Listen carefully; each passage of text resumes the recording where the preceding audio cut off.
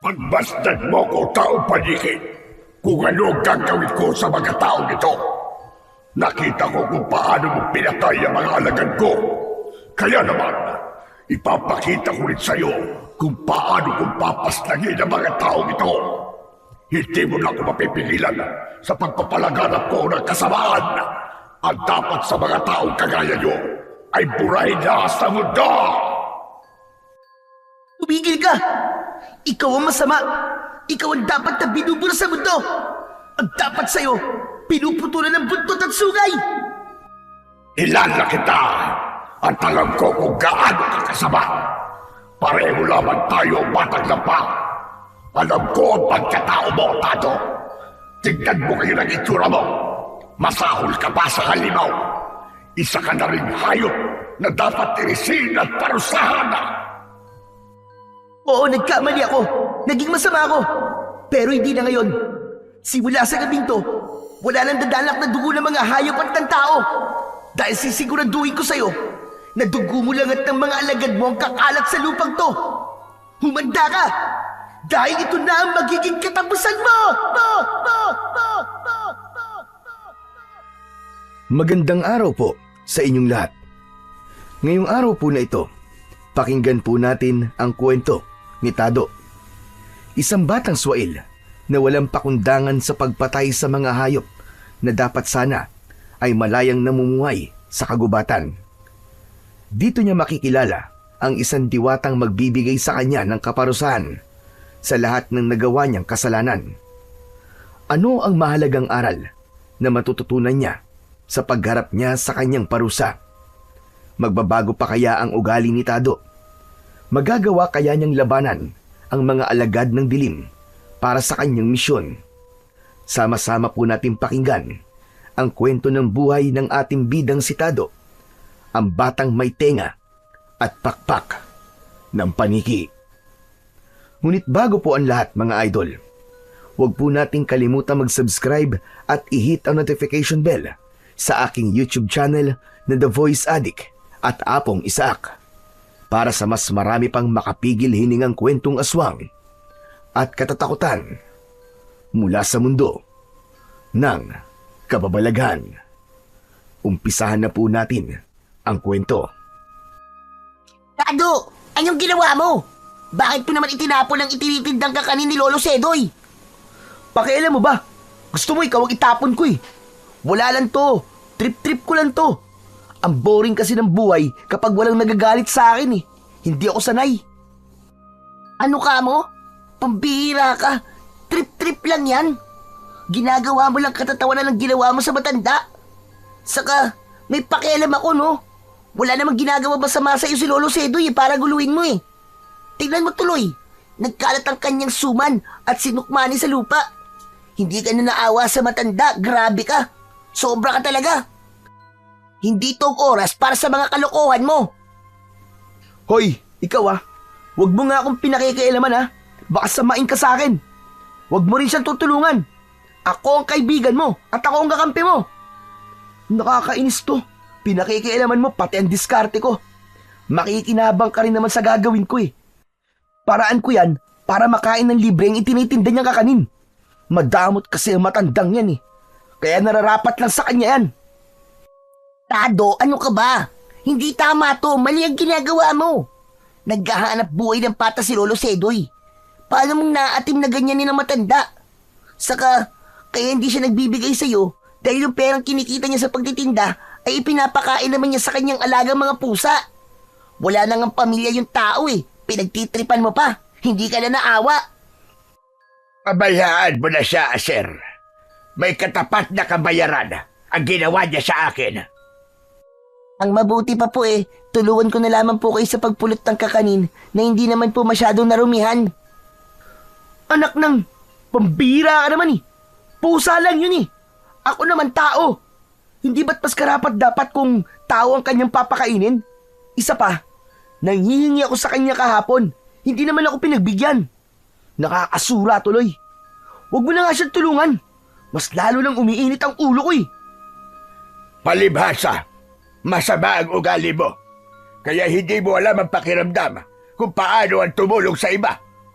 Kaya siguro, Tado ang pangalan mo. Dahil wala kang kwentang bata. Ang malas naman ng mga magulang mo sa pagkakaroon nila ng anak na kagaya mo. Anong sinabi mo, tanda? Kahit ang mga magulang ko, hindi nila ako pinagsasalita ng ganyan. Baka itapon ko pa ang mga bilao mo, ah.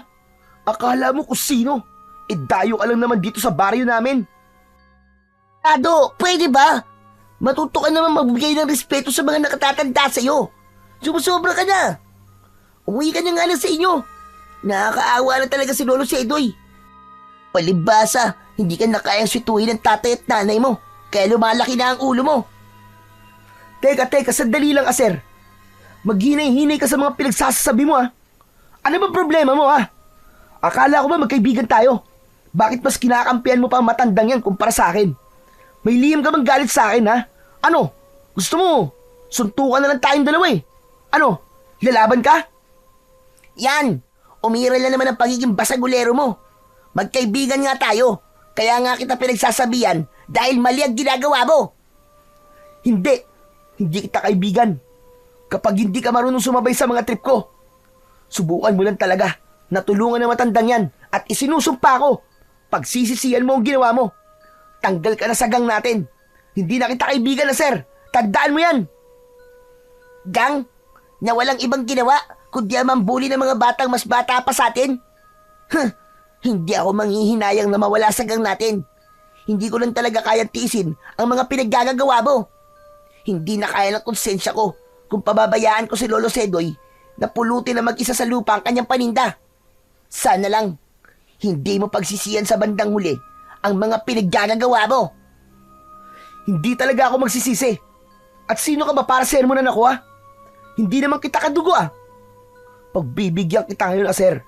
Pero sa susunod na ulitin mo pa ang pagkontra sa mga ginagawa ko, sinasabi ko talaga sa'yo, Aser. Babasagin ko yung pagmumukha mo ng suntok ko. Wala nang nagawa ang may 10 taong gulang na si Tado nang simulan ng tulungan ni Aser ang matanda na panay ang paghikbi sa mga natapon nitong paninda sa lupa. Iba siya sa lahat dahil kapag nakakakita siya ng umiiyak, mas tumitindi ang galit niya. Kahit na kailan ay hindi pa siya nakakaramdam ng awa para sa iba. Kaya nga binansagan siyang Tado na kinuha sa salitang tarantado. Ang mga magulang niya mismo ang nagpangalan sa kanya ng ganong klaseng tawag. Kaya naman, pinanindigan na niya ang pagiging masama. Lahat ng mga taong nakatira sa baryo ng Agripasyon ay kilala na siya bilang suwail, barumbado at masamang bata. Malakas ang loob niyang magmalaki ng pagiging maangas sa mga tao dahil ang kanyang amang Suruweto ay isang kapitan, habang ang kanyang ina naman na si Dalia ay isang negosyanteng nagpapautang ng pera para sa mga nangangailangan. Kapag nakakagawa siya ng kasalanan, ay binabayaran lang ng kanyang ina ang danyos perwisyo niya at iaatas na nila ang reklamo para sa kanya. Maya-maya pa ay naupo si Tado sa bangko na gawa sa tablan ng kahoy sa harap ng tindahan ni Aling Nena.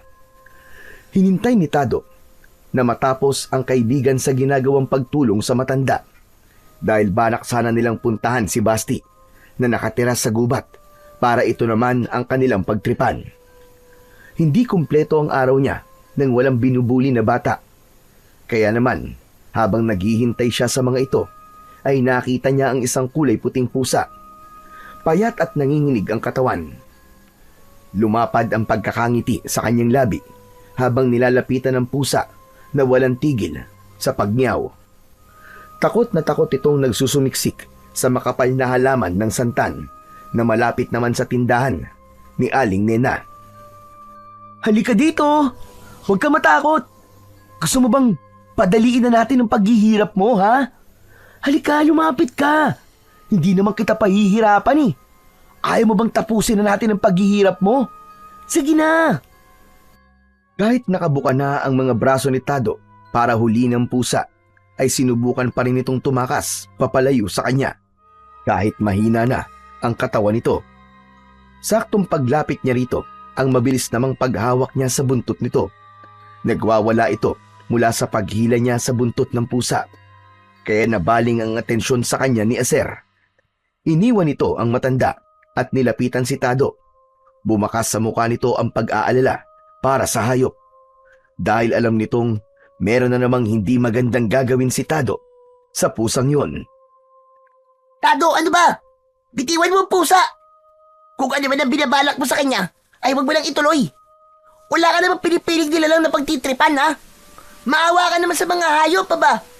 Nung nakaraang araw, nanghuli ka ng tutubi doon sa talayban na malapit sa bahay ni Basti. At anong ginawa mo? Tinanggalan mo ng mga paa habang nanginginig to sa sakit. Pagkatapos, saka mo pinalipad, Tado. Pabira ka. Para ka nang nasisiraan ng ulo. Ano? Ako pa pala ang nasisiraan ng ulo, ha? Ako malapit na masiraan ng ulo sa'yo, Aser. Dahil lahat na lang ng ginagawa ko ay pinapansin mo. Pinakikialaman mo. Pwede ba?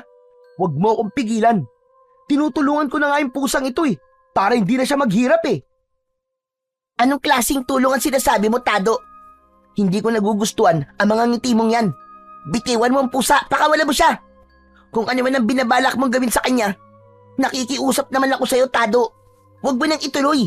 Kawawa naman siya Tuwang-tuwa si Tado na mas lumapad pa ang pagkakangiti niya sa labi habang nakikita ang pagbakas ng takot sa mga mata ni Aser. Yung pa naman ang gustong-gusto niya dahil pakiramdam niya siya ang matapang at sa kanya natatakot ang kaibigan. Hinawakan niya ng maigpit ang leeg ng pusa, pati ang 4 nitong mga paa. Habang nagnangyaw na parang nasasaktan at nagmamakaawa. Walang ano-ano ay bigla niyang binali ang leeg ng pusa. Inagaw ni Aser ang pusa sa kamay ni Tado at nang makita nitong hindi na humihinga ang hayop, ay malakas nitong sinuntok sa muka si Tado. Bumagsak sa lupa si Tado kasama ang wala ng buhay na pusa. Nakita yon ni Lolo Sedoy, kaya naman pasigaw itong lumapit sa kinaroroonan ng nakahigang pusa. Humahagulgol itong umiiyak habang nanginginig ang mga kamay. Hindi ito nagreklamo nang itapon niya ang paninda nito. Pero nang pinatay niya ang pusa, na alaga pala ng matanda, ay nagwala ito at galit na galit siyang pinagpapapalo ng kamay nito sa kanyang katawan. Nagiya ka! Pinatay mo ang anak ko! Diyos ko ang anak ko! Pinatay lang ng walang pusong batang ito! Papatayin kita! Mamamatay ka, demonyo ka! Aray, ano ba? Huwag mo nga akong mampasin ang marumi mong kamay. Nasisiraan ka na ba ng ulo, tanda? Tinawag mong anak ang pusa, hayop yan Tapos iniiyakan mo pa? Pambihira talaga. Nakakatawa ka. Itinuturing ni Lolo Sedoy na parang isang tunay na anak ng mga pusa niya. Sila ang kanyang pamilya. Matapos siyang iwan ng kanyang mga anak. Wala kang puso, Tado. Wala kang awa sa mga hayop. Pagbabayaran mo to. Darating din ang karma mo. Karma. Kalokohan yun. Ano ba problema yung dalawa? Pambihira ka talaga, Aser At sinuntok mo pa ako sa panga, Igilan nyo na nga kadramahan yung dalawa. Parang pusa lang Dinaig pa ninyong namatayan ng tao. Ipalibing nyo. Para kayong mga siraang ulo. Oo! Pusa lang sila. Pero mahal ko sila. Pagsisisihan mo pagpatay sa pusa ko. Alalahanin mo ang pagkitil sa buhay ng pusa ay kamalasan ang dala sa pamilya at buhay mo. Tandaan mo yan. Hahabulin ka ng kamalasan. Kamalasan. Kalokohan yun. Kasabihan lang yun At saka, patay na mga matatandang nagsasabi ng mga pamahing ganyan. Kamalasan. Utot nyo. Hindi ko talaga alam, Tado, kung bakit naging kaibigan ko ang katulad mo. Ibang-iba ka na. Napakasama mo talaga. Hoy, tumigil ka na nga sa mga pinagsasasabi mo, Aser. Kasalanan mo to Kung di mo tinulungan na matandang yan, hindi tayo aabot sa ganito. Magpasalamat ka na lang at hindi ang leg ng matandang yan ang pinilipit ko. Talagang wala kang galang sa matanda. Hahabulin ka talaga ng kamalasan at hindi mo gugustuhin mag-isa sa lahat ng oras. Dahil kahit saan mo gustong magpunta, hahabulin ka ng karma. Tandaan mo yan. Isinusumpa ko. Dinampot ng matanda ang wala ng buhay na pusa. Nakadilat ang mga mata nitong nakalaylay ang dila habang niyayakap ito ng mahigpit ni Lolo Sedoy. Kunwari pa kayo may malasakit sa pusa. Kung talagang mahal niyo ang alagaan niyong pusa, bakit niyo hinahayaang magutom at magpakalat-kalat sa kalye? Ayan oh, ayan ang ebidensya sa katawan. Mukha namang pabayarin kayong amo eh. Ikaw ang wag gumala sa kalye. Dahil perwisyo kang hayop ka. Masama kang bata at hindi ka tinuruan ng magulang ng magandang asal. Naturingan pang kapitan ang ama mo. Pero ang asal mo ay parang isang sangganong pumapatay ng mga hayop. Ano ka mo, Lolo Sedoy? Bakit yung pinagsasalita ng ganyan ng anak ko? Ano po ba ang kasalanan niya?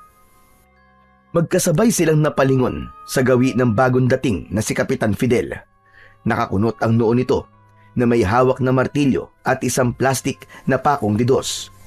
Tila tumapang si Tado at nagpakampi sa kanyang ama. Kaya lang, galit na galit talaga si Lolo Sedoy na ipinakita ang namatay nitong pusa. Pinatay lang naman ng magaling mong anak ang aking alagang pusa. Talagang sagad na sa buto ang kasamaan ng ugali ng anak mo. Kapitan, ikaw pa naman ang naturingang tagapangalaga ng baryong ito.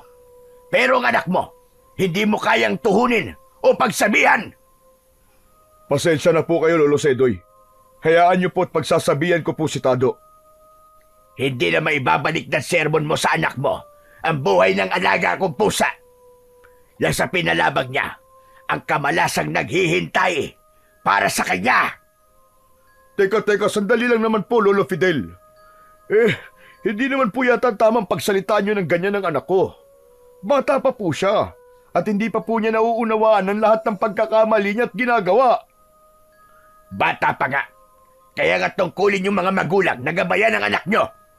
Nakakaperwisyo na siya. Pero wala man lang kayong aksyon sa mga pinaggagawa niya.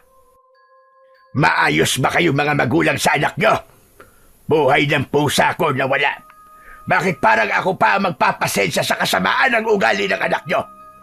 Sana man lang, naisip nyo, Kapitan, kung ano ang nararamdaman ko dahil sa katarantaduhan niya. Kaya nga po, ako na po ang humihingi ng pasensya sa inyo sa nagawa ng anak ko. Ang pagkakamali o kasalanan ni Tado ay hindi maaaring hingian ng pasensya ng kanyang ama o ina. Dapat kung sino nakagawa ng kasalanan, saan dapat na humingi ng pasensya at hindi ikaw. Tinuturuan nyo lamang na maging masama ang anak nyo. Kaya lumalaki na balasubas at walang respeto sa mga matatanda. Ba, at dyan naman po niyo ako hindi mauutusan sa bagay na yan, Tay. Hindi po ako hihingi ng pasensya sa mga kagaya ng hayop na yan. Kung ayaw niyo pagtanggapin ng pasensya ng aking ama, wala na po akong magagawa ron. Pumunta po kayo kay nanay. Kung gusto nyo, humingi kayo ng bayad sa buhay ng pusang yan. Ang liit ng problema pinapalaki nyo. Talaga palang wala ka ng galang na bata ka. Hindi ka namin pinalaki ng ganyan. Tarantado ka talaga. Nakakahiya kang bata ka. Humingi ka ng tawad kay Lolo Sedoy.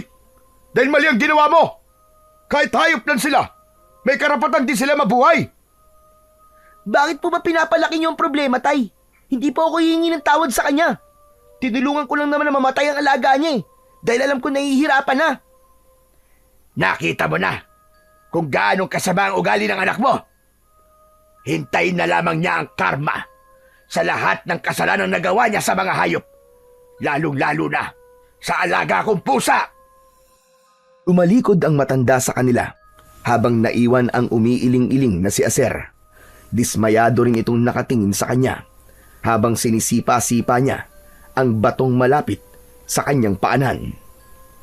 Kapitan, ang totoo po niyan hindi lang po ang pagpatay sa pusa ang ginawa ni Tado. Itinapon din po niya ang paninda ni Lolo Sedoy. Kaya po niya napagsalitaan ng masama ang anak nyo. Abay, tinamaan ka ng lintik na bata ka. Ano ba nangyayari sa'yo, ha? Tado? Wala ka nang ginawang magaling. Palagi ka nalang gumagawa ng gulo. Sakit ka na sa ulo. Bakit ba ako sinumbong, Aser? Napakawala mo namang kwentang kaibigan. Tama lang na magsumbong si Aser sa akin kapag nasa mali ka na. Yan ang tunay na kaibigan. Mag-uusap tayo mamaya sa bahay, ha? Kanina pa kitang hinahanap. Nandito ka lang pala. Nanggugulo sa mga nananahimik na tao rito. Aba, bago yata yun ah. Hinahanap niyo din pala ako, Tay. Abay natural. Anak kita eh. Kung ang hayop nga nawawala ay hinahanap, ikaw pa kayang tao? Hala sige, dali mo to kay Aling Dusing, doon sa gitna ng kakauyan. Ibinili ko siya ng inirequest niyang tulong para sa bahay niya. Dalin mo to sa kanya, ha? Magpasama ka kay Aser at sabihin mong pag natapos na ang bahay niya ay makipag-usap sa akin sa barangay. Naiintindihan mo ba? Eh bakit ako po ang kailangan magdala nito kay Aling Dusing? Eh kayo naman po ang kapitan dito eh.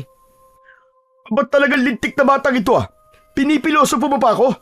Sumunod ka na lang sa inuutos ko sa'yo. At huwag ka na mga twiran. Pag uwi mo sa bahay, mag-uusap tayong dalawa, ha? Ikaw naman na, sir.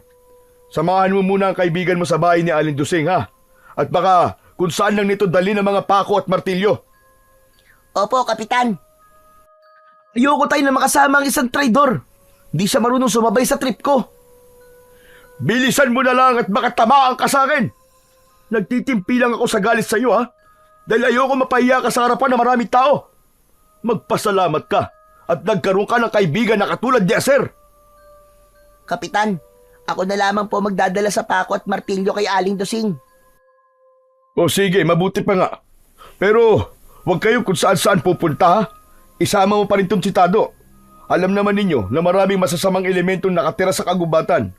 Sige na, mag-iingat kayo. Bilisan lang ninyong umuwi para hindi kayo abutan ng dilim sa daan. Mabilis na tumalikod si Kapitan Fidel sa magkaibigan habang dala ni Aser ang pako at martilyo. Nagulat pa ang kanyang kaibigan nang biglang hablutin ni Tado ang plastik sa mga kamay nito. Ako na magdadala sa mga yan. Huwag kang umasta na parang kaibigan kita. Magpasalamat ka na lang at wala akong balak na patulan ka. Pero hindi ko nagustuhan ang ginawa mong pagkakampiron sa matandang yun, ha? Pati na rin ang pagsusumbong mo kay tatay. Dahil mali naman talaga ang ginawa mo, Tado. Hindi tama yun. Banal na aso, santong kabayo. Akala mo kung sino mabuting tao. Pwe, traidor kang kaibigan. Ayos lang na magalit ka sa akin, Tado. Hayaan mo. At pagkatapos kitang maiatid sa inyo, ay wala na tayong pakialamanan. Hindi na tayo magkaibigan. Talaga? Tapos na ang pagiging magkaibigan natin. Hindi ka kawalan, no? Iniwan na ni Tado si Aser. Nauna siyang maglakad habang naririnig ang yabag ng paa nito na nakasunod sa kanya. Halos mapuno ng galit ang dibdib niya sa ginawa ni Aser. Pakiramdam niya ay tinraidor siya nito. Malayo pa naman ang bahay ni Aling Dusing, kaya matagal pa niyang makakasama si Aser. Gusto niya nang iwanan ito sa gubat, kaya lang ay hindi niya kabisado ang lugar at hindi rin niya alam ang bahay ni Aling Dusing. Malalaki ang hakbang ng kanyang mga paa na mabilis niyang iniwan si Aser. Nanatili itong nakatingin sa kanyang likod at hindi nagsasalita. Ramdam na ramdam niya ang sama ng loob nito para sa kanya. Gusto ko muna magpahinga sa ilalim ng punong to. Masyado na malayo ang nalalakad natin. Pagod na ako. Magtabi-tabi po ka. Para wala kang masaktan ng mga nilalang na hindi nakikita ng ordinaryong mga tao. Sus, hindi ko kailangan ng opinyon mo. Tabi po. Loko, kalokohan mo. Hindi ako naniniwala sa mga ganyan-ganyan, no? Kung gusto mo, ikaw na lang magtabi-tabi po. Idadamay mo pa ako. Bahala ka. Tabi-tabi po, Apo. Makikisilong lang po sa ilalim ng inyong puno. Patawa, para kang sira. Ikaw na nga nagsabing nilalang na hindi nakikita eh. Natural, madadaganan sila o di kaya masasagi. Kaya hindi umaasenso ang buhay ng mga Pilipino eh. Masyado nagpapaliwala sa mga pamahiin at kasabihan. Ang mabuti pa, dumito ka na muna habang nagpapahinga sa ilalim ng puno ng balete. May ilog doon. Kukuha lang ako ng tubig. Malayo pa lalakarin natin eh. Baka mauhaw tayo sa daan. Bumalik ka lang kagad ah. At wag na wag mong susubukang iwan ako rito sa gubat. Dahil kung hindi, papatayin talaga kita. Tandaan mo yan. Bawas-bawasan mo nga ang pagiging sanggano mo, Tado. Kung hindi lang talaga kita kaibigan eh, mas gugustuhin ko na lang na iwan ka rito para mawala ka na sa baryo natin. Hindi na hinintay ni Aser ang iba pang sasabihin ni Tado. Mabilis na itong umalis sa kanyang harapan. Ilang minuto ang lumipas ay hindi pa rin bumabalik si Aser. Ilang oras na lang ay malapit ng dumilim ang paligid. Maya-maya pa ay may biglang bumagsak na kulay puting bagay sa kanyang paanan. Matagal niyang pinagmasdan yon. Saglit niyang inilapag ang martilyo at pako sa ugat ng puno at hinawakan ang kulay puting paniki bago siya naupo sa ugat. Aba! Pambihirang nilalang to ah! Kakaibang paniki! Ngayon lang ako nakakita ng kulay puting paniki ah! Lumingalinga sa paligid si Tado, saka tumingala sa langit sa lugar kung saan nanggaling ang paniki. Muli niyang sinulyapan ang hawak niyang paniki, saka gumuhit ang nakakakilabot na pagngisi sa kanyang labi. Sa kanya binalingan ng pako at martilyo. Parang magandang i-display to sa punong to ng balete. Ano kaya kung ipako ko ang pakpak mo sa katawan ng puno, ha? Hanggang sa mamatay ka. Baka may makakita pa sa'yo na ibang tao eh. Sayang naman. Teka nga sandali at iaayos ko lang ang pagkakadipan ng iyong pakpak para naman mapansin ka kagad ni Aser. Tatakutin ko siya. Totally, mahilig naman siya magpaniwala sa mga pamahiin at mga elemento eh. Susubukan ko siya. Titignan ko kung matatakot siya sa'yo. Tumayo si Tado mula sa pagkakaupo at sinimulan na niyang idipa ang pakpak ng paniki. Habang hawak ang pako at martilyo, ipinako niya ito sa puno. Sa kabila ng pagpupumiglas nito at paghuni, ay itinuloy pa rin niya ang pagmamalupit dito. Malapad ang pagkakangiti sa kanyang labi habang ginagawa niya yon. Hindi pa siya nasiyahan. Pagkatapos niyang maipako ang pakpak nito, ay isinunod naman niyang ipako ang ulo nito sa kahoy. Namatay ang kawawang paniki habang umaagos ang dugo nito sa muka. Yan! Makakabawi na rin ako kay Aser. Ito ang ganti ko sa lahat ng mga pangingialam niya sa buhay ko. Humanda siya. Muling bumalik sa pagkakaupo si Tado sa ugat ng puno habang malapad pa rin ang pagkakangiti sa labi. Tila walang pakialam sa kaawa-awang paniki na binawian niya ng buhay. Pasipol-sipol pa siyang hinihintay ang pagdating ng kaibigan niyang si Aser. Nasasabik siyang makita kung ano ang magiging reaksyon nito. Maya-maya pa ay naramdaman niya ang pagdating ni Aser. May dala itong tubig na nakalagay sa malinis na baon ng nyog. Pagharap nito sa kanya, sakto sa kahoy na pinagpakuan niya sa paniki. Nabitiwan nito ang baon na may laman ng tubig at napaupo sa lupa si Aser habang nanlalaki ang mga matang nakatingin sa nakapakong paniki. Nanginginig ang katawan nito dahil sa sobrang galit. Ano to? Diyos ko po! Anong ginawa mo, Tado?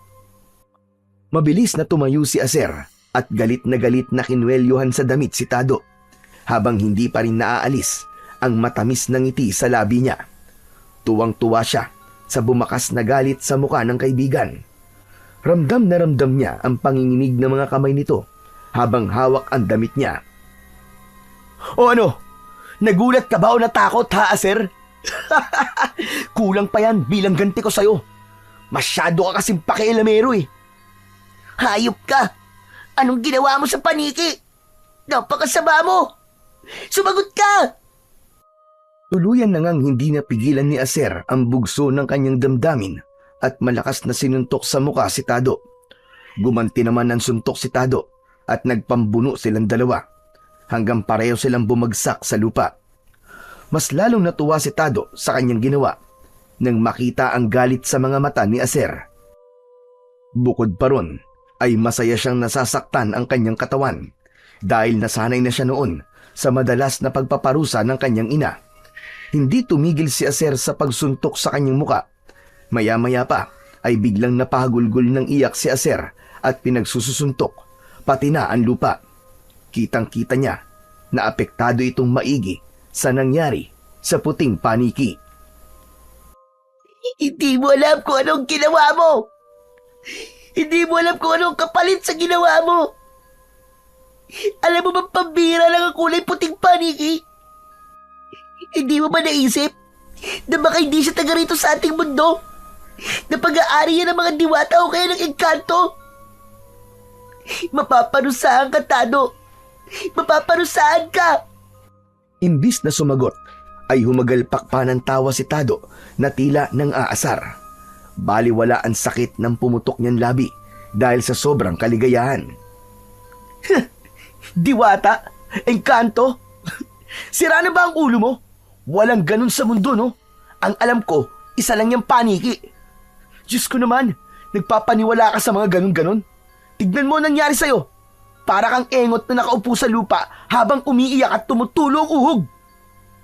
Hindi ako nakikipagbiruan sa'yo. Pagsisisihan mo to, Tado. Mapaparusahan ka talaga. Wala na. Hindi ko na kaya tisig talaga ang ugali mo. Sana nga, maparusahan ka o di kaya isumpa ka sa mga naging kasalanan mo. Hindi ako natatakot dahil hindi naman sila totoo eh. Ano bang kinakagalit mo sa akin ha, Aser? Parang ipinako ko lang naman sa kahoy eh. Tignan mo nga, ang ganda-gandang palumuti sa puno oh. Marami ang matatakot sa itsura niya kapag may nakakitang ibang tao sa kanya. Ang ganda nga ng pagkakadipa oh. Ang husay! Habang itinuturoy ni Tado ang nakadipang paniki sa puno, ay parang nakita niya na may lumabas na kulay itim na usok sa katawan nito. Napalingon siya kay Aser dahil baka nakita rin ito ang nakita niya. Kaya lang, parang siya lang ang nakakakita sa kulay itim na usok. Nawala ang malapad na pagkakangiti sa labi niya at napatayong nakatingin sa paniki. Hindi pa siya nasiyahan ay muli niyang kinusot ang kanyang mga mata dahil baka namamalikmata lang siya. Kaya lang, sa muling pagtingin niya ay nagbabagang mga mata na ang nakita niya sa paniki. Nakatitig ito sa kanya ng may pait at galit, kaya't napakbang siya ng paatras. Diyos ko! Hindi! Hindi totoo to! Hindi maaari! Tado, ano nangyayari? Parti pa rin ba yan ang pagluloko mo sa akin? Tumigil ka lang, pwede ba? Kundi iiwan talaga kita rito. May nakita akong usok sa katawan ng kulay puting paniki at tumingin sa akin na nagbabaga niyang mga mata. Tado, mukhang ikaw yata nasisirahan na ng ulo eh. Wala naman ako nakikitang usok eh. Totoo sinasabi ko, sir. Nakita ng dalawa kong mga mata. Ay ano? Tignan mo! Mabilis na tumayo si Aser at nilapitan ang nakadipang paniki sa puno. Ngunit umiling lang ang kaibigan habang si Tado ay takot na takot pa rin. Nang biglang gumalaw ang mga mata ng paniki kahit patay na ito at hindi humihinga. Hindi nga siya nagdalawang isip. Mabilis siyang tumakbo, papalayo sa puno ng balete. May multo! May multo! Tado, sandali lang! Hintayin mo ako! Dala ng matinding takot ay halos hindi na lumapat ang kanyang mga paa sa lupa sa bilis ng kanyang pagtakbo. Takot na takot siyang nagsisisigaw habang humihingi ng tulong. Kasunod naman niya ay ang nagtataka niyang kaibigan na si Aser. At habang tumatakbo ay naramdaman ni Tado na parang may sumusunod sa kanya. Kaya naman, napalingon siya sa hulihan ng kanyang dinaaran. Alam niyang si Aser ang kasunod niyang tumatakbo, ngunit ibang nilalang ang nakita niya. Isang nakakatakot na paniki na may nakakatakot na itsura. Nanlalaki ang kanyang mga mata na mabilis na tumatakbo ng papalayo sa nilalang na walang tigil na humahabol sa kanya. Hanggang sa bumagsak siya sa lupa dahil hindi niya napansin ang nakaharang na malaking sanga ng mangga. Wag! Wag, maawa ka! Wag ka lalapit! Wag ka lalapit, Halimaw! Tado, ano ba pinagsasabi mo? Si Aser to! Ano ba nangyayari sa'yo? Tumigil ka! Hindi ka si Aser! Mukha kang paniki! Halimaw ka! Tado, ako talaga to! Ang kaibigan mo, si Aser! Ano ka ba? Ano nangyayari sa'yo? Wag! Wag ka lalapit! Wag ka lalapit! Nakikiusap ako! Umalis ka sa harapan ko! Layuan mo ako! Nanginginig ang buong katawan ni Tado nang dahil sa labis na takot. habang ang kanyang kamay ay nakataas at pinipigilan ang paglapit ni Aser. Isang nakakatakot na halimaw ang nakikita niya sa mukha ng kanyang kaibigan. Kaya naman, habang nakataas ang kanyang mga kamay, ay paatras din niyang itinutulak ng paa niya ang lupa. Pilit siyang lumalayo sa nilalang na nakatayo sa kanyang harapan. Nanlalaki ang kanyang mga mata na parabang pinaglalaruan siya ng kanyang paningin. Yan na! Nangyayari na nga kinakatakutan ko. Ang paglaruan ka ng masasamang elemento, kagaya ng maligno o di kaya ng diwata. Tama na! Tama na, lumayo ka sa akin! Hindi ako naniniwalang ikaw si Aser! Wala akong kaibigang aswang! Masakit sa tenga ang boses mo! Layuan mo ako! Layuan mo ako! Sa pagtayo ni Tado para tumakbo papalayo kay Aser, ay dumampot siya ng sanga ng kahoy at yun ang ginamit niyang sandata laban sa nilalang na nakatayo sa kanyang harapan. Iwinasiwas niya yon sa ere habang nakatutok sa muka ng aswang. Huwag kang lalapit, halimaw ka! Subukan mo! Kundi papatayin talaga kitang gamit ang kahoy na to! Sinasabi ko sa'yo, masasaktan ka talaga sa akin, hindi kita sasanduin! Isang pagkakamali mo lang, hindi kita tatantanan! Papatayin talaga kita! Tado, ano ka ba? Ako talaga to, si Aser. Bakit ba ayaw mo maniwala? Hindi mo ba nakikilala ang boses ko? Huwag mo akong linlangin, halimaw ka! Huwag kang susunod! Diyan ka lang! Diyan ka lang! Hindi nga sumunod si Aser habang nakatayo ito na walang bahid ng pag-aalala para sa kanya. Nahabol na lang siya nito ng tingin habang papalayo si Tado. Wala siyang tiyak na pupuntahan dahil hindi naman niya alam ang daan pabalik sa kanilang tirahan. Ang mahalaga para sa kanya ay makawala sa nilalang na humahabol sa kanya. Nang biglang tumahimik ang paligid, ay saka naman huminto sa pagtakbo si Tado. Lumingon siya sa huliang daan ng kanyang pinanggalingan. Wala na roon ang paniking nakita niya kanina. Kaya naman, nagpahinga si Tado sa putol na sanga ng santol at inihilamos ang palad sa kanyang muka. Punong-puno ng pagsisisi ang kanyang mga mata dahil sa nagawa niya sa kulay puting paniki. Naloko na. Mukhang nagkamali nga ako. Pinagsisisihan ko na pinakilaman ko ang paniki.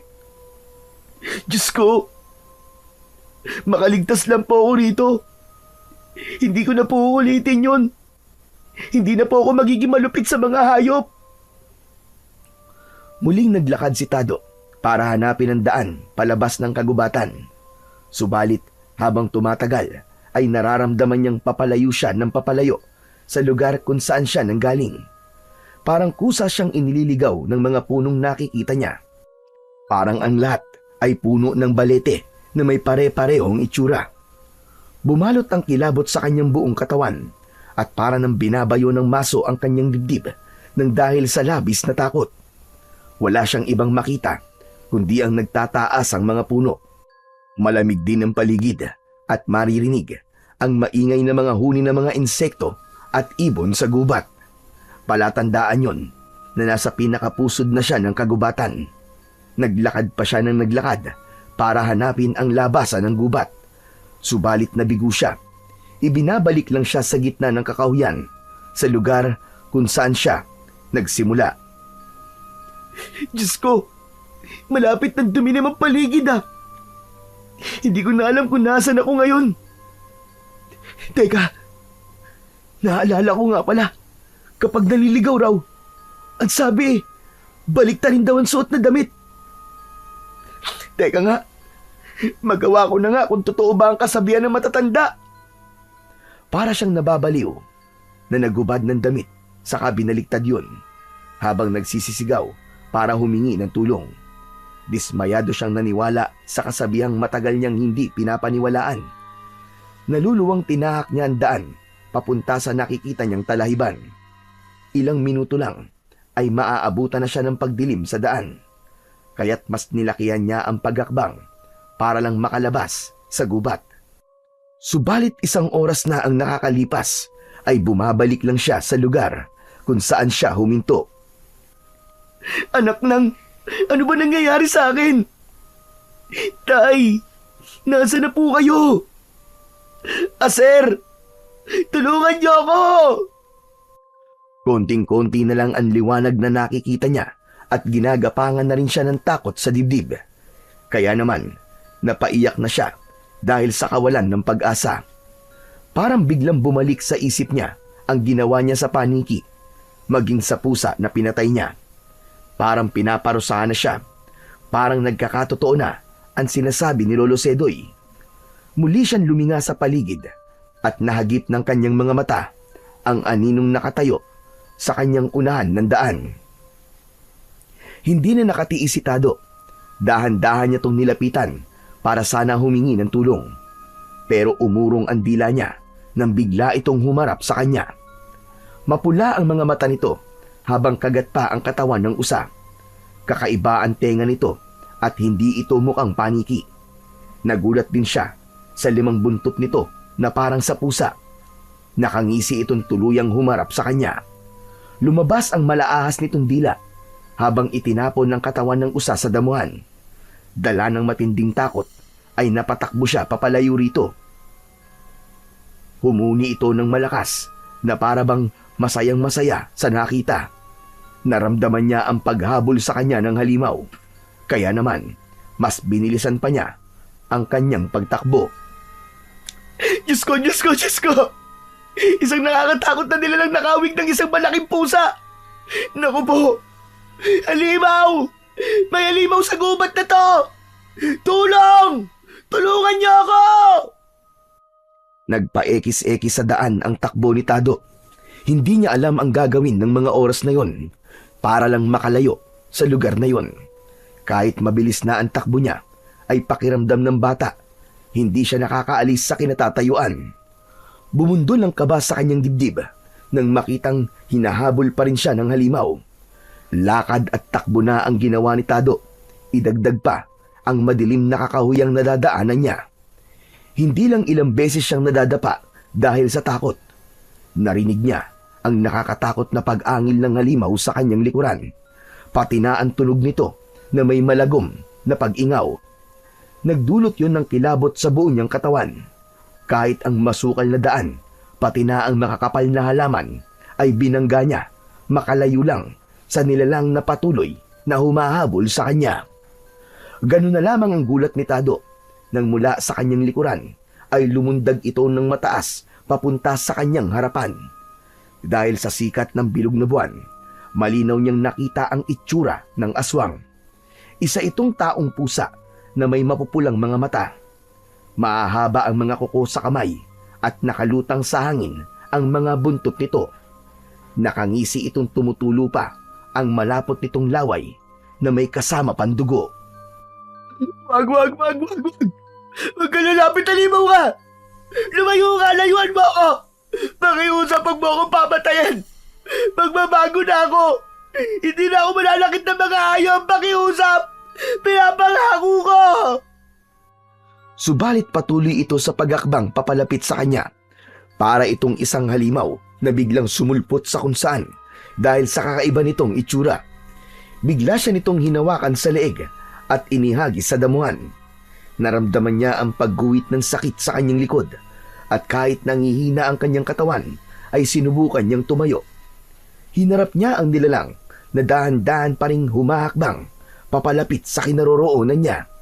Habang siya naman ay humahakbang paatras sa nilalang habang hindi inaalis ang tingin sa halimaw. Nagkunwari siyang matapang. Yun lang ang naisip niyang paraan para hindi na siya lapitan ng aswang. Sige! Subukan mo! Hindi ako natatakot sa'yo! Hindi ka magtatagumpay sa binabalak mo! Huwag mo akong sasaktan! Layuan mo akong halimaw ka!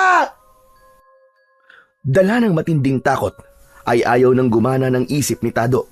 Subalit patuloy siya sa pagakbang paatras, papalayo sa nilalang na yon. Hindi niya malaman ang gagawin ng mga sandaling yon. Nanginginig na rin ang kanyang tuhod at ayaw sumunod ng kanyang katawan sa gusto niyang mangyari. Lalo na nang mabilis itong humakbang papalapit sa kanya. Umangil ito na parang pusang galit na galit habang nakalabas ang matutulis nitong mga pangil. Kagad itong tumalon sa kanyang harapan na halos 100 dangkal na lang ang layo sa kanya. Lumuhod itong tinitigan ang kanyang naluluhang mga mata. Halos hanggang bewang lang siya nito at anumang oras ay kayang-kaya siya nitong paslangin. Nang mga sandaling yon ay hindi ang kanyang ama ang naiisip niya, kundi ang matandang si Lolo Sedoy, pati na ang paulit-ulit na sinasabi nito sa kanya na hahabulin siya ng kamalasan at karma dahil sa kanyang mga naging kasalanan, at marahil ito na nga ang tinutukoy ng matanda. Diyos ko! Anong klase bang nilalang ito? Ang bawat nakakasukang amoy, parang nabubulok na naman ng tao. Parang bangkay. Gumapang ang kilabot sa buong katawan ni Tado. Tila pinaglalaruan siya nito. Parang ipinaparana sa kanya kung ano ang pakiramdam ng natatakot. Mas lalong nanigas ang buong niyang katawan nang maramdaman niya ang magaspang na kamay ng aswang. Lalo na nang ilabas nito ang malaas nitong dila. At mas umalingasaw pa ang nakakasuka nitong amoy sa hangin. Itinulak niya ito ng buong lakas. Lumayo ka! Layuan mo ako! Ubod lakas na sinipa rin ni Tado ang maselang parte ng katawan ng halimaw. Nahawakan nito ang nasaktang bahagi ng katawan nito. Galit na galit itong nagsisisigaw habang nagwawala. Masakit yun sa tenga niya na parang hindi niya kayang tiisin ng sakit. Tinakluban ng kanyang palad ang kanyang tenga sa katumakbo ng mabilis, papalayo sa nilalang na yon. Saka lang siya nagkaroon ng pagkakataon para tumakas. Dinig na dinig pa rin niya ang malakas na sigaw ng halimaw na nagtatangkang pumatay sa kanya. Napahagulgul siya ng iyak dahil halos nangangapa siya sa daan sa pagtakbo. Sinikap niyang mahanap ang daan papalabas ng gubat para makarating sa bahay nila. Pero nakita niyang hinahabol pa rin siya ng halimaw. Nangibabaw ang malakas na sigaw ni Tado sa buong kagubatan. Tulong! Tulungan niyo ako! Saklolo! Kahit ganong kalakas ang sigaw ni Tado ay walang nakakarinig sa kanya. Ang tahimik ng paligid ay parang bingi sa paghingi ng tulong ni Tado. Kaya mas binilisan pa niya ang pagtakbo. Kaya lang ay bigla siyang nahulog sa isang malalim na balon. Diretso ang bagsak niya sa mabatong sahig ng balon. Madilim at may mabahong singaw mula sa loob nun. Kasunod, ang paglabas ng laksalaksang paniki papunta sa butas na pinanggalingan niya. Namimilipit siya sa sakit ng kanyang likod, habang ang kanyang katawan ay naramdaman ng mainit na likidong umagos sa kanyang balat mula sa nasugatan niyang likod. Kasabay ang pagtingala niya ay nakita pa niyang sinilip siya ng taong pusa. Parang sinadya nitong ihulog siya sa balon. Iginala niya ang kanyang paningin at nakita niya na may liwanag sa dulo ng sulok ng balon. Kundi ako nagkakamali. Isa tong kuweba. Ang kinatatakutang kuweba ng mga taga-agripasyon. Paano ako napunta rito? Aray! Ang sakit ng likod ko. Diyos ko po, tulungan niyo po ako. Magbabago na po talaga ako. Tinubukan ni Tado na lapitan ng liwanag na kanyang nakikita. Inilinga niya ang kanyang paningin sa paligid, subalit tanging ang bato lang na pader ang nakikita niya. Inihakbang niya ang kanyang mga paa papalapit sa liwanag. Ganun na lamang ang panlalaki ng kanyang mga mata nang makita niya ang nakalutang na paniking puti sa gitna ng liwanag. Nagsasalita itong hindi niya alam kung saan nanggagaling ang boses.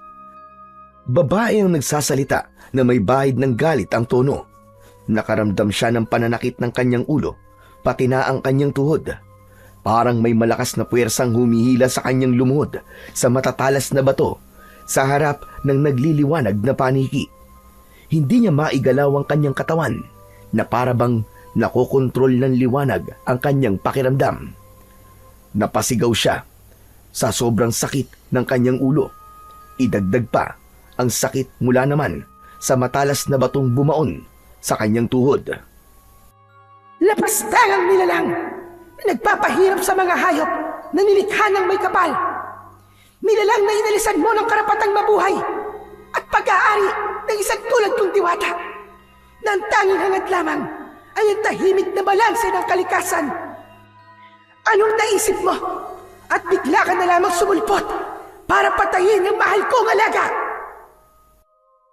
Tama na. Hindi ko na po kaya ang sakit. Aray! Tama na po, nakikiusap ako. Kulang pa ang sakit na yan, Tado. Sa lahat ng pagpapahirap mo sa mga alaga ko, pagbabayaran mo ang ginawa mo sa aking alagad. Teka. Ano po ba pinagsasabi nyo? Alin po ba ron ang alaga nyo? Yung po bang kulay puting paniki? Hindi ko naman po sinasadya ang pagpatay sa kanya eh. Hindi ba sinasadya ang pagpako mo sa kanya sa punong kahoy? Umalingaw-ngaw ang malakas na boses ng paniki sa loob ng kuweba. Masakit sa kanyang tenga, kaya naman mas lalo niyang tinakluban ng palad ang kanyang ulo. Para siyang mababaliw sa sobrang sakit. Ramdam na ramdam niya ang galit sa gumagaralgal nitong boses dahil sa ginawa niya sa alaga nitong paniki. 3 pako ang ibinigay mo sa aking kaawa-awang alaga. Alam mo bang pinababantayan ko lang kayo sa aking paniki para masiguradong kaligtasan nyo? Pero anong ginawa mo? Pinatay mo siya. Gustong gusto kitang patayin at ipako rin sa puno. Kaya ngayon, matitikman mo rin ang pinakamasakit na parusang hinding-hindi mo makakalimutan sa buong buhay mo! Hindi nawawala ang sakit ng ulo ni Tado ng mga sandaling yon. Parang pinipigayo ng matigas na 2 bato, habang ang kanyang tuhod naman ay may bumaon na mga bato, ay wala rin kasing sakit, na para siyang maiihi sa kanyang suot na short. Patawarin niyo na po ako. Alisin niyo na po ang sakit ng ulo at tuhod ko.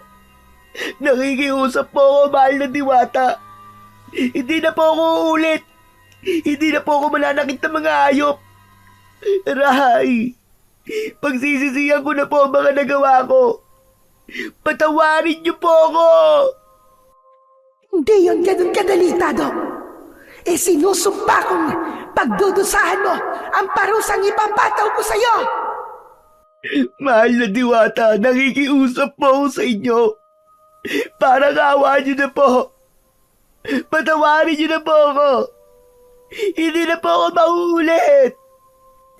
Ganyan din ang pakiusap sa'yo ng mga hayop na pinapatay mo. Pero naawa ka pa sa kanila.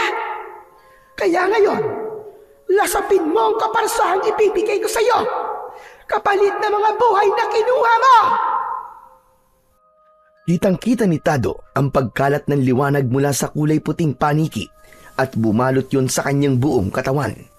Naramdaman niya ang pag-iinit ng kanyang katawan, pananakit ng kanyang mga braso, maging ng kanyang mga kuko sa daliri, at halos manlaki ang kanyang mga mata nang makita ang kanyang balat na unti-unting tinutubuan ng pinong balahibo. Kulay itim yon na umabot sa kanyang muka. Lumaki rin ang kanyang tenga na parang sa paniki.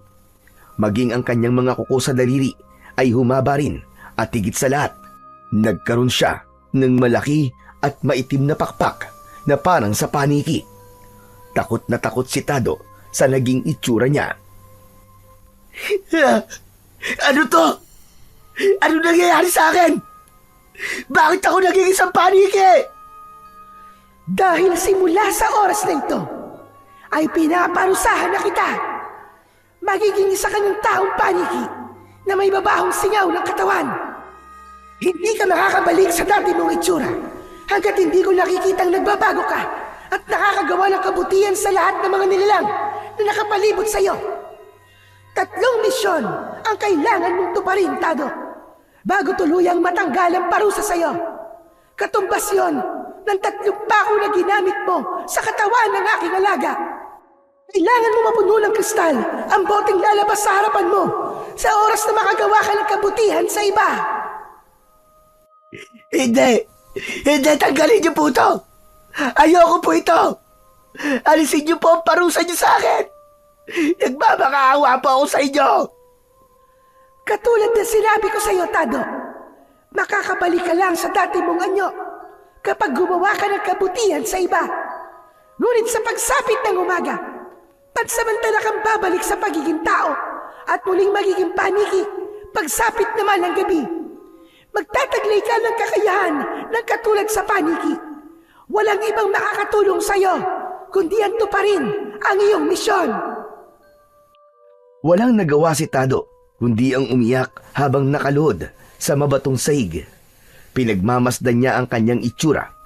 Bigla niyang naalala ang lahat ng nagawa niyang kasalanan sa mga hayop. Napatingin siya sa nagsasalitang paniki. Ano po ang 3 misyon na kailangan ko pong gawin para mawala po ang sumpa niyo sa akin? Makinig kang mabuti sa akin sasabihin, Tado, dahil hindi ko na ito uulitin pa. Ang una mong misyon, labanan ang masasamang elementong nanggugulo sa kalikasan at nambibiktima sa mga kaawa-awa kong alagang hayop.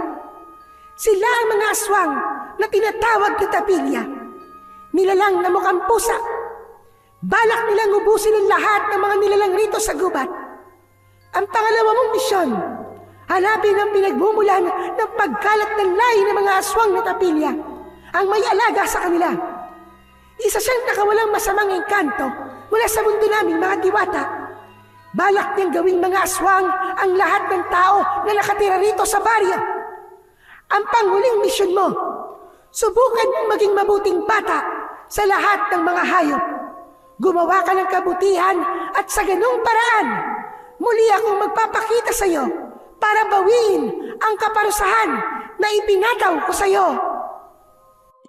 Mahal na diwata, hindi ko po naisip na aabot sa ganito ang mga nagawa kong pagkakamali. Sobra po ako nagsisisi. Patawarin niyo po ako.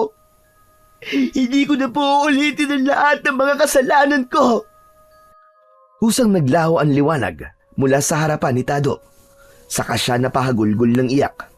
Naramdaman niya ang paghilom ng kanyang sugat sa tuhod, pati na ang pagkawala ng sakit ng kanyang ulo. Lumiwanag ang kanyang paningin at tumalas din ang kanyang pandinig.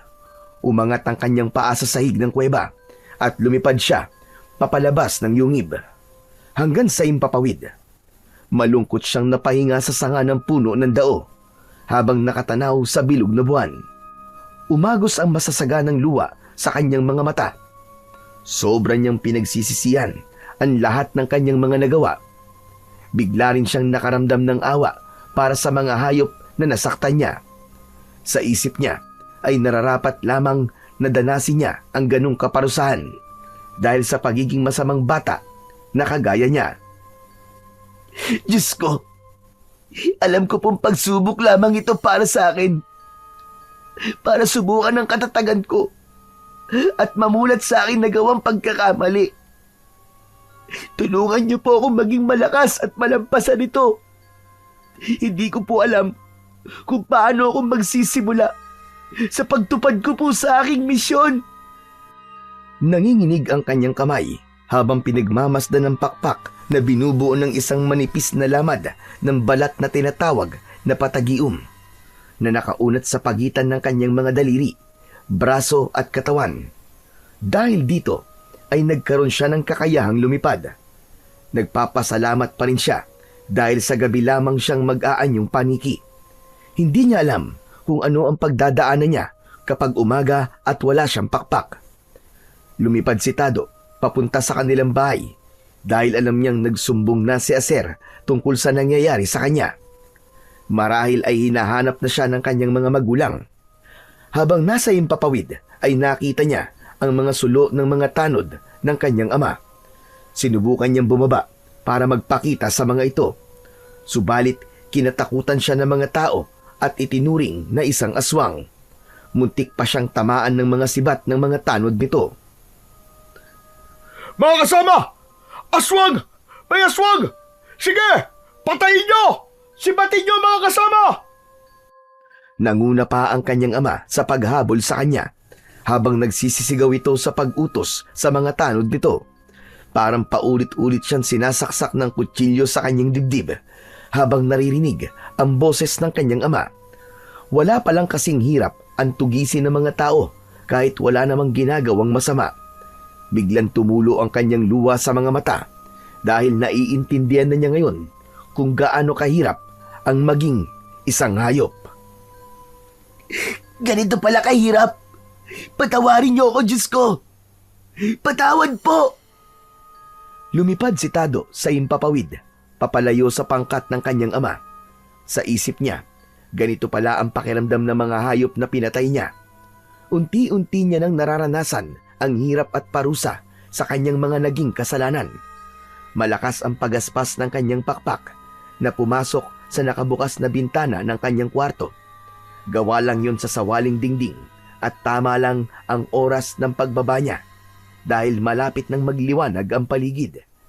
Sinigurado niyang hindi makakapasok ang kanyang mga magulang sa loob ng kanyang kwarto. Pagod na pagod ang katawan na gusto niyang matulog sa kanyang katre. Ngunit sa hindi inaasahan, pati ang estilo sa pagtulog ng isang paniki ay nakuha niya rin.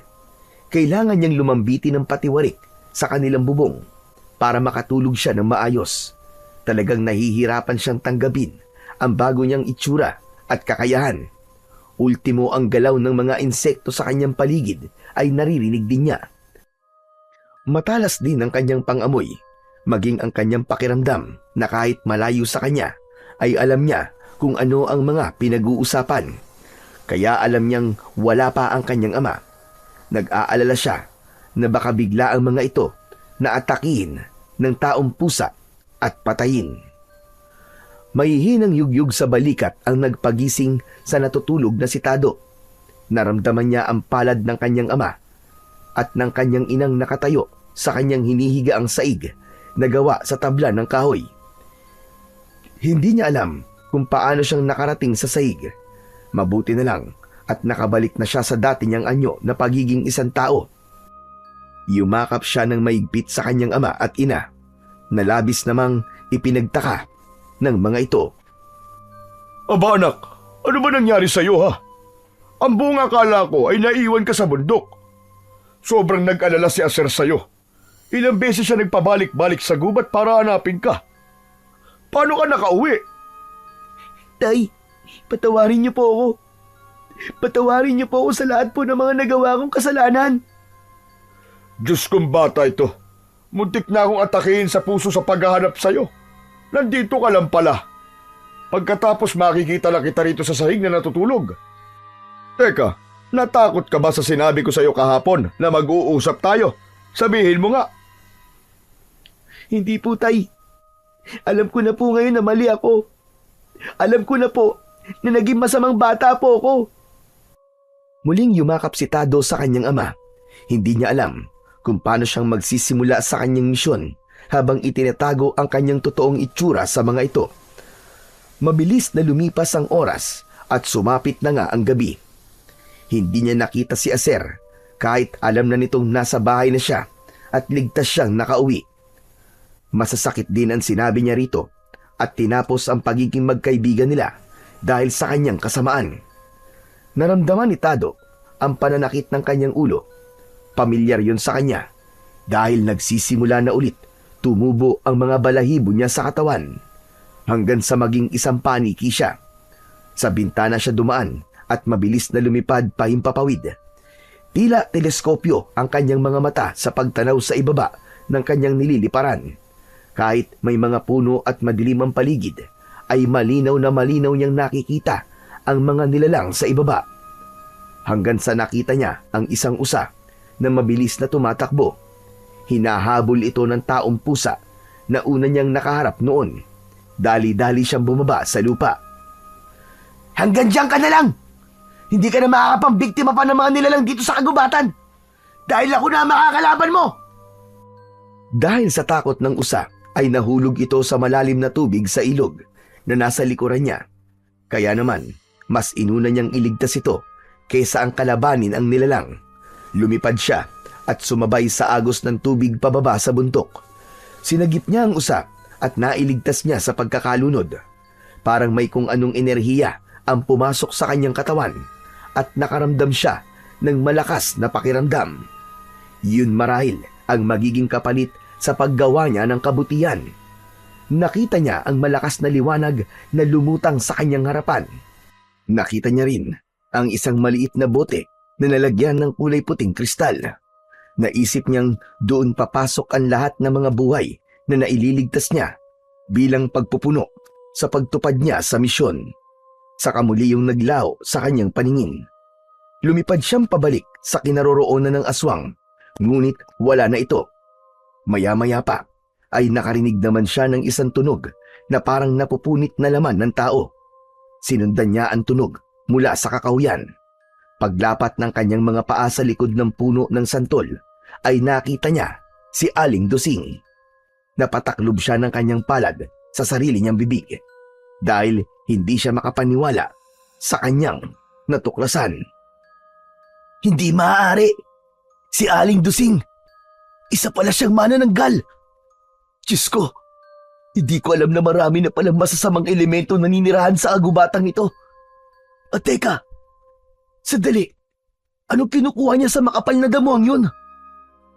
Umangat ang kanyang paa sa lupa upang lapitan ng tahimik ang abalang manananggal sa pagkuha sa bagay na nakabalot sa tela ng lampin. Ganun na lamang ang panlalaki ng kanyang mga mata nang makita ang isang natutulog na sanggol. Gusto nitong lapitan ang katawan ng bata, kaya naman mabilis siyang sumugod ng lipad dito at kagad na inatake ang likod nito para pigilan ito sa paglapa sa sanggol. Gamit ang kanyang matutulis na kuko ay mabilis niyang ibinaon yun sa likod ni Aling Dosing. Sinira niya ang pakpak nito at sinipa niya ang kalahati nitong katawan sa pamamagitan ng pagpapatumba niya rito sa lupa. Nabitiwan ng sanggol at kagad niya iyong nasalo. Saka bago pa ito bumagsak sa lupa ay nasipa na niya ang kalahating katawan ni Aling Dosing. Umalingaw-ngaw ang malakas nitong pagsigaw na punong-puno ng galit dahil sa sakit. Muli niya itong inatake at ibinaon ang kuko sa leeg nito. Nagkikikisayang manananggal hanggang sa mamatay ito. Mabilis siyang lumayo sa lugar na yon para ibalik ang sanggol sa ina nito. Inilapag niya ang bata sa tapat ng pinto ng bahay ng kanilang kapitbahay. Saka malakas niyang tinuktok ang kanyang kamay sa pinto. Bumukas yun at natakot nang makita siya. Pero nang makita ang sanggol sa labas, ay ito kagad ang kinarga nito. Ingatan niyo po ang anak niyo, Aling Nena. Hindi niyo po na malayang nakuha na po ang anak niyo ng manananggal. Imbis na matakot, ay nagpasalamat ito sa kanya. Ni hindi nito pinansin ang nakakatakot niyang itsura. Sa halip ay yumakap pa ito ng mahigpit sa kanya. Bago nito tuluyang isinara ang pinto. Muling lumitaw ang maliwanag na bote at nalagyan yun ng kristal. Nagpaikot-ikot si Tado sa himpapawid habang nagmamatsyag sa mga puno sa ibaba. Patuloy siya sa pagroronda hanggang sa tumilaok ang mga manok. Indikasyong malapit ng sumikat ang haring araw at magbabalik na siya sa kanyang anyo. Maingat siyang bumaba sa lupa sa likod ng kanilang bahay sa poultry ng mga manok, kasabay ng pagbabago rin ng kanyang anyo bilang isang tao. Akma na siyang tatayo nang marinig niya ang boses ng kaibigan niyang si Aser. Tado? Tado, ikaw yan? Isa kang... Aser, nakita mo ako? Oo. At kitang-kita ko ang itsura mo na parang isa kang taong paniki. Ano nangyari sa'yo? Hindi na napigilan ni Tado ang hindi maluwa nang magtanong si Aser. Ipinaliwanag niya rito ang mga nangyari. Hindi na siya nagtago pa tungkol sa totoo niyang misyon. Ikinuwento niya rito kung ano ang nangyari sa kanya sa gubat. Pinarusahan ako na nag-aalaga sa kulay puting paniki na pinatay ko. Kung ilan pa ako ang ginamit ko sa kanyang alaga, ay siya rin ang bilang kung ilan ang misyon na dapat kong tuparin. Tulungan mo ako, Sir. Sobra na ako nagsisisi. Hindi ko alam kung bakit nangyayari to sa akin. Kailanman ay hindi ako nagkulang sa iyo ng pagpapaalala, Tado. Magsilbing aral na sana sa ito na ang mga nilalang na may buhay sa mundo ay may karapatang mabuhay katulad nating mga tao. Paano na ngayon? Ano na ang gagawin mo? Kailangan ko matupad ang misyon para makabalik ako sa dati kong anyo. Nakahanda akong tumulong sa'yo. Kaibigan kita. At kalimutan na natin na naging samahan natin ng loob. Ang mahalaga ay magawa mo ng maayos ang misyon mo. Maraming salamat na sir ha. Tunay nga kitang kaibigan. Patawarin mo rin ako sa lahat ng mga nasabi ko sa'yo. Isang malakas na pagtapik sa balikat ang itinugon ni Aser sa kanyang mga nasabi. Tumuloy din ito sa bahay ni Tado at kinausap ang mga magulang dahil gusto nitong tumira sa bahay ni Tado. Dati nang inaampon ng kanyang mga magulang si Aser dahil wala na nga itong mga magulang at sa simbahan lang nakatira. Umaasa sa alay ng pagkain ng mga tao para sa pari at sa simbahan. Bigla na nitong tinanggap ang alok dati ng kanyang ama. Ikaw lang naman na sir ang ayaw nun eh. Salamat naman at tinanggap mo na ang alok ko. Siguro naman, kapag magkasama na kay Tado, ay magbabago na siya at hindi na siya magiging malupit sa mga hayop. At magkakaroon na rin siya ng paggalang sa mga matatanda. Kapitan, naniniwala naman po ko na hindi po likas na masama ang anak nyo. Kailangan lang po niya ng konting gabay nyo at konting panahon para sa anak nyo. Napansin ko po na abala na po kayo sa mga trabaho nyo. Hindi na po kayo nagkakaroon ng oras para kay Tado. Kaya po siya siguro nagkakaganon dahil naghahanap rin po siya ng atensyon mula sa inyo. Salamat na sir. Marahil ay tama ka sa mga nasabi mo. Hindi ko alam na malaki na pala ang pagkukulang namin ng aking asawa kay Tado.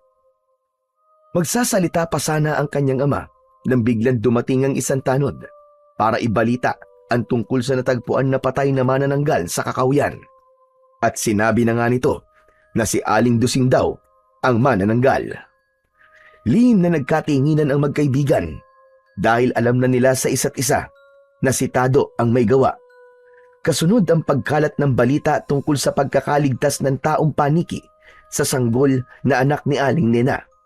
Hindi raw nito na malayang nadukot na raw ng manananggal ang anak nito sa nakabukas na bintana sa kwarto ng mag-asawa. Kaya sobra ang mga ito na nagpasalamat sa taong paniki. Dahil doon, ipinagbawal na ang panguhuli ng mga paniki para kainin. Inalagaan nila ang bawat hayop na nakatira sa kagubatan. Simula pa lang ng paglabas ng masasamang elemento sa baryo natin, Tado. Malakas ang kutob kong may kaugnayan ito sa nangyayari sa'yo. Basta't nasa panig ka ng kabutihan, gawin mo ang lahat para maubos ang masasamang elementong sumisira sa ating kalikasan. Hindi lang ito tungkol sa iyong misyon. Isa rin itong utos para panatilihin ang kaligtasan ng mga tao. Natatakot ako, Aser. Paano kung magkaharap na kami ng pinuno ng mga aswang na tapilya?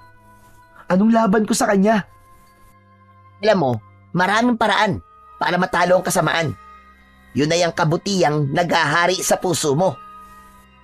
Lumipas ang ilang araw, ay walang lumabas na masamang balita tungkol sa masasamang nilalang.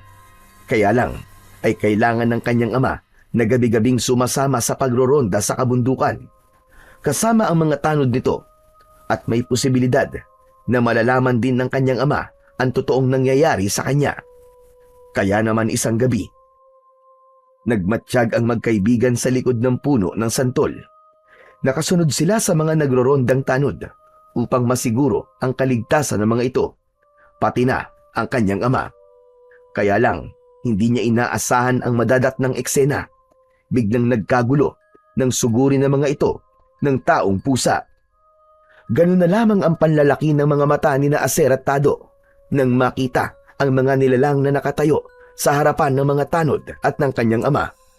Habang hawak ang mga putol na katawan ng mga tanod, may gumagapang panlalaki na humihingi sa kanila ng tulong, pero dinampot ito ng halimaw, saka kinagat sa leeg hanggang sa tiyan. Parang patay gutom na gutom sa kaning nakahain sa harapan ng mga ito. Nagngungumiyaw pa sa sarap na lasa ng karne ng tao. Tumingin sa kanyang gawi ang taong pusa at hindi siya maaaring magkamali. Ito ang halimaw na una niyang nakaharap. Ngumisi ito sa kanya habang tinutungtungan ng paa ang sugatang tanod ng kanyang ama. Pagmasdan mo, taong paniki, kung ano ang gagawin ko sa mga taong ito.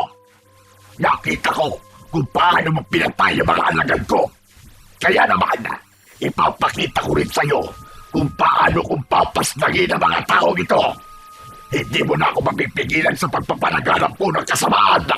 Ang dapat sa mga taong kagaya nyo ay burahin na sa mundo! Tumigil ka! Ikaw ang masama!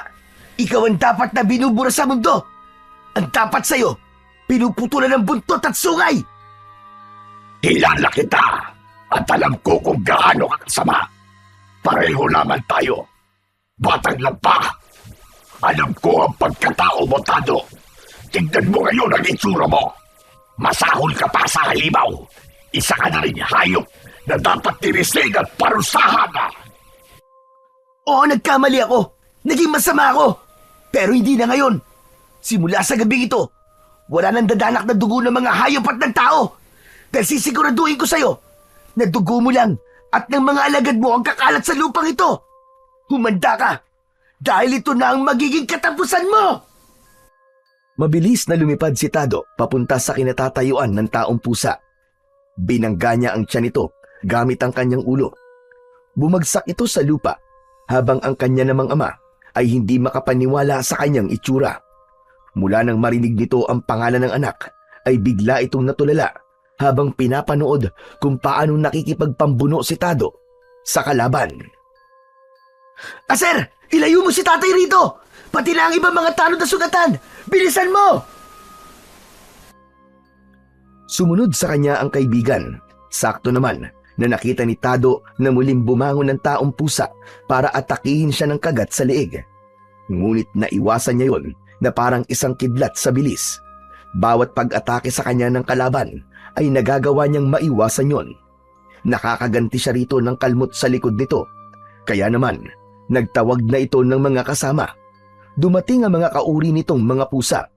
2 pusa na halos kasinlaki ng mga aso ang dumating. Nakatayo ang mga ito sa likod ng pinuno ng aswang na tapilya. Lahat ay mapupula ang mga matang nakatingin sa kanyang kinatatayuan. Dumating si Aser na may hawak na sibat. Inihagis nito ang sandata sa kanya at nagawa niya yung masambot. Habang nakaangat ang kanyang paa sa lupa, ay biglang nagsalita ang kaibigan niyang si Aser. Ado, humuni ka na malakas at utusan mo ang iyong mga kauri. Tumawag ka ng tulong sa mga paniki. Hindi mo sila kayang labanan dahil marami sila. Tutulong ako sa'yo, anak. Hindi ko alam kung ano ang totoong nangyayari sa'yo. Pero hindi ako makakapayag na mag-isa ka lang nalalaban sa kanila. Nandito lang kami, anak. Tutulong kaming lahat sa'yo. Lumapit na rin ang ibang mga tanod na may dala ng sibat at sulo. Humarap ang mga ito sa nakatayong mga halimaw habang nasa kanyang likuran. Humuni si Tado ng tunog ng isang paniki at mula nga sa kuweba ng kulay puting paniki, lumabas ang laksalaksang paniki at umikot sa tapat ng kanyang kinatatayuan. Tila naiintindihan ng mga paniki kung ano ang tulong na kailangan niya sa mga ito. Itinaas niya ang sibat at itinutok yon sa mga kalaban. Sugod mga kaibigan kong paniki! Ubusin ang mga nilalang na yan! Patayin ang mga aswang na tapilya! Parang may iisang kilos na sabay-sabay na sumugod ang mga ito papalapit sa mga kalaban. Hindi natinag ang pinuno ng mga aswang. Nakangisi itong naglalaway na ibinuka pa ang malaki nitong bibig. Saka kinagat sa leeg ang kaawa-awang tanod na nasa paanan nito. Maging ang paghawak nito sa putol na braso ay tila pasubsub pa nitong nilantakan. Ibinato yun sa kanilang dalawa ni Aser. Patakbo itong umatake sa kanila habang makikita sa mukha ng halimaw ang tadtad nitong sugat sa balat mula sa mga kagat ng mga paniking umaatake rito. Tinamaan si Tado ng kalmot ng taong pusa sa kanyang dibdib. Subalit nakita niyang naghilom yun at nawala ang sugat. Pinagtulungan ito ng mga paniki hanggang sa nawala na itong makita para umatake sa kanya. Tumalsik ang dugo sa damuhan habang panay ang pagwasiwas ng kamay sa ere. Pinipilit nitong tanggalin ang mga paniking patuloy na umaatake rito. Pesting mga paniki ito! Lumayo kayo sa akin! Layuan niyo ka! Nakawala ang aswang na taong pusa sa pag-atake ng mga paniki. Bigla itong nawala sa kanyang paningin. Nabigla si Tado sa pagsulpot ng aswang sa kanilang harapan.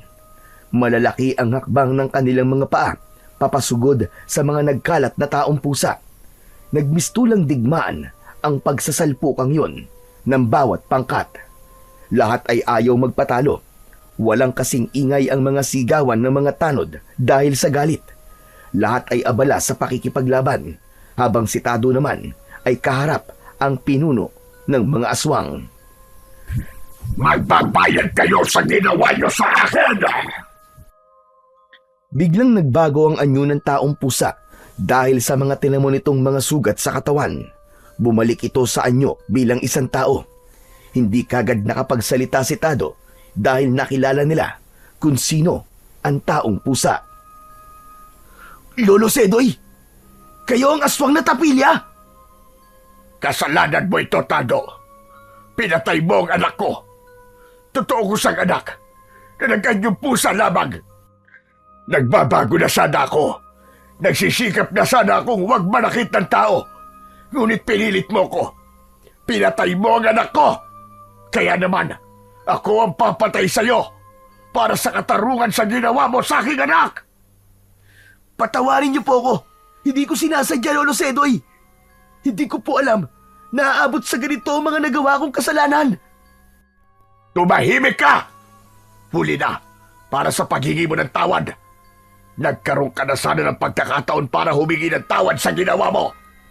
Hindi na sana ako umabot sa ganito. Nakapatay na ako ng tao. Nakagawa na ako ng kasalanan ng dahil sa'yo. Ngayon, ipapalasap ko sa'yo ang ibig sabihin ng kamalasang sinasabi ko! Mabilis itong sumugod kay Tado habang bumabalik sa anyo ng pagiging taong pusa. Magkakasunod na suntok sa kanyang sikmura ang ginawa nito. Bakas ang matinding galit sa mamupula nitong mga mata habang nararamdaman niya ang masakit na pagtama ng kamao nito sa kanyang tiyan. Ubod lakas nitong kinagat ang kanyang leeg. Ramdam na ramdam niya ang pagbaon ng pangil sa kanyang kalamnan. Nagpaubaya siya sa pag-atake nito. Hinayaan niya itong kagatin siya. Tumulo ang kanyang mga luha sa kanyang mga mata. Kung kamatayan ko po magsisilbing kabayaran sa buhay ng anak niyo, sige lang po at gawin niyo na. Mawala lang po ang bigat at sakit sa dibdib niyo. Patawarin niyo po ako, Lolo Sedoy. Huli ko na po naisip na mali talaga ang nagawa ko. Sana po, mapatawad niyo pa ako. Habang nakabaon ang pangil ni Lolo Sedoy sa kanyang leeg, ay hinayaan niyang atakihin nito ang kanyang mga kauring paniki. Ang mga ito mismo ang gumanti para sa kanya. Hindi niya na nagawang mapigilan ang mga kasama para patayin si Lolo Sedoy. Sa dami ng tama nito sa katawan, ay bumagsak ito sa lupa, pati si Tado. Pasigok-sigok siyang nagtataka dahil hindi humihilom ang kanyang sugat. Inabot ang kamay ng matanda para humingi ng tawad. Hanggang sa huli nitong hininga. Kinapitan niya ito ng maigpit habang tumutulo ang kanyang luha. Diyos ko! Hindi ko ito gusto, Lolo Sedoy! Patawarin niyo po ako! Pinagsisisihan ko po ang mga nagawa ko! Patawad, Lolo Sedoy! Sana, mapatawad din ako ng aming Haring Engkanto sa mga nagawa ko at sa pagtakas ko sa aming kaharian para lumikha ng mga aswang sa mundo ng mga tao. Tado, mag-ako ka. Huwag ka na ulit papatay ng mga hayop. Huwag mo kong tularan. Kahit hindi pa kita nakikilala, nakagawa na ako ng kasalanan.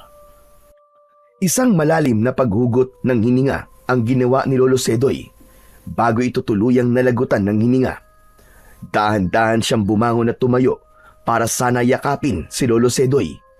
Kaya lang, nahagip ng kanyang paningin ang dahan-dahang paglapit ng aswang mula sa likuran ni Aser. Mabilis siyang lumipad patungo sa kinatatayuan ng kanyang kaibigan. At kitang-kita niyang iniamba ng kalaban ang mahahaba nitong kuko sa likod ng kanyang kaibigang si Aser. Mabilis niyang naiharang ang kanyang katawan at siya ang sumalo sa kuko ng aswang na para sana kay Aser. Anak ko! Diyos ko! Ang malakas na pagsigaw ni Kapitan Fidel ang narinig ni Tado nang bumagsak siya sa lupa. Katatapos lang ng mga itong matalo ang mga natitirang alagad ni Lolo Sedoy, habang ang mga tanod naman ay isa-isang lumapit sa kanyang kinaroroonan. Kaya siguro hindi naghihilom ang kanyang sugat dahil ang may likha nun ay ang kalahi ng kanyang napatay na pusa. Damang-dama niya ang sakit na parang pako ang epekto sa kanyang katawan. Bumulwak ang dugo sa kanyang sugat habang tinatakloban niya ng palad. Aser? Ayos ka lang ba?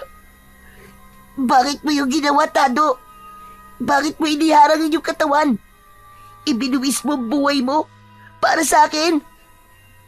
Dahil hindi ko mapapatawad ang aking sarili kapag may nangyaring masama sa'yo.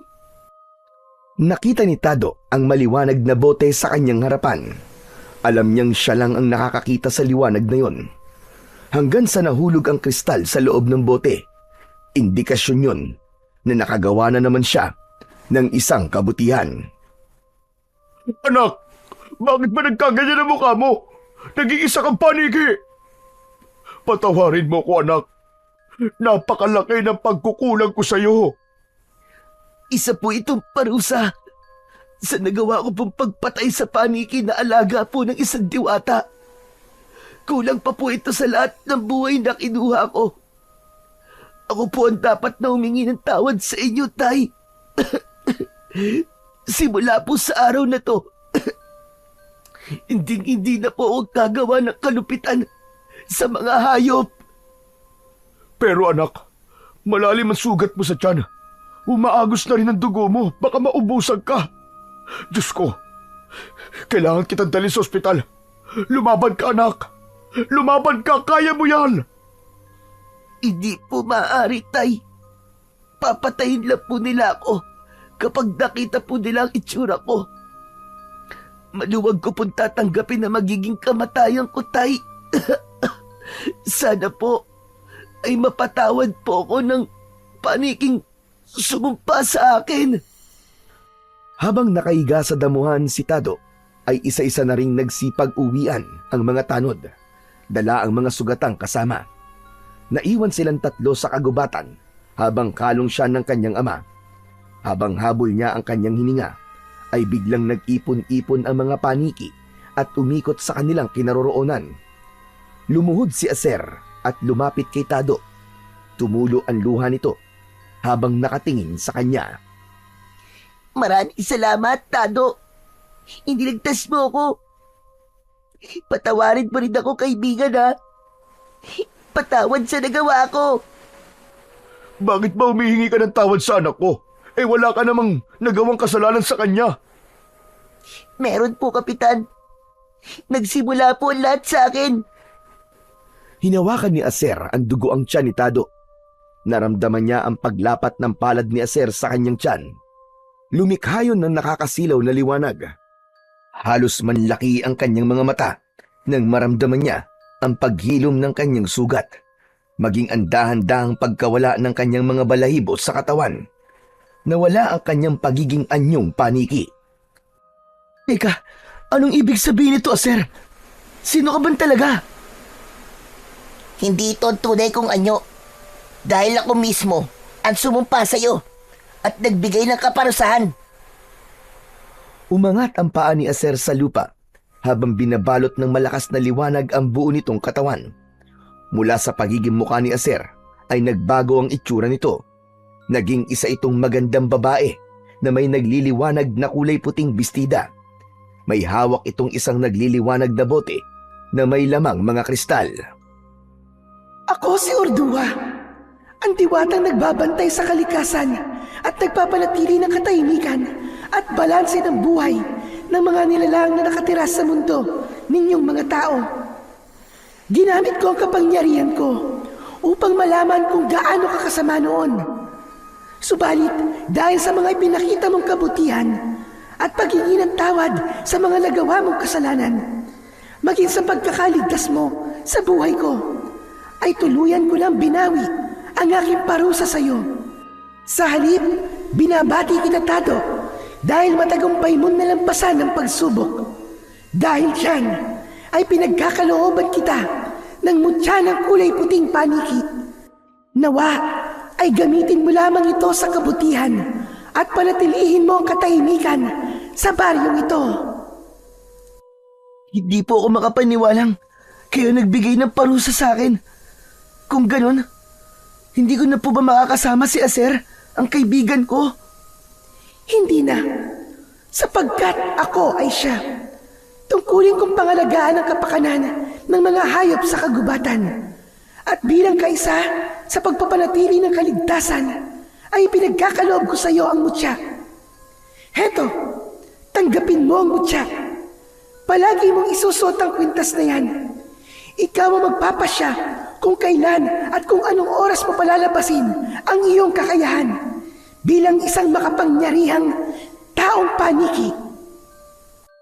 Nang lumapat ang kulay itim na kwintas sa kanyang palad, ay muling bumalik si Urdua sa pagiging anyo bilang si Aser. Masaya siyang lumapit dito at yumakap siya ng maigpit sa kanyang kaibigan. Maraming salamat sa iyo, Aser. Kaya pala ako naparusahan dahil ikaw pala si Diwatang Urdua na nakakaalam sa pagiging malupit ko sa mga hayop. Nagbalik lang ako sa pagiging anyong bilang Aser para magpaalam sa'yo. Ngayon, ay alam mo na totoo ang mga elemento. Sana ay hindi ka na ulit maliligaw ng landas, lalong-lalo na po sa inyo, Kapitan Fidel. Marami pong salamat. Wala na akong masabi. Hindi ako makapaniwala na totoo pala ang mga diwata. Huwag po puro trabaho at paglilingkod sa mga tao ang gawin nyo, Kapitan Fidel. Huwag niyo pong kalimutan na kailangan pa rin po kayo ng inyong anak. Salamat po sa pagiging mabuti niyo pong kapitan. Magpapaalam na po ako sa inyo. Teka, paano si Lolo Sedoy? Ibabalik ko na siya sa mundo namin kasama ang kanyang mga alagad. O sige na, paalam na, kaibigan.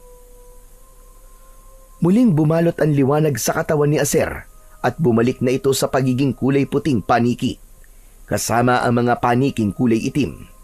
Naglaho ang mga patay na taong pusa, saka naman isinuot ni Tado ang kanyang kwintas at niyakap ang kanyang ama.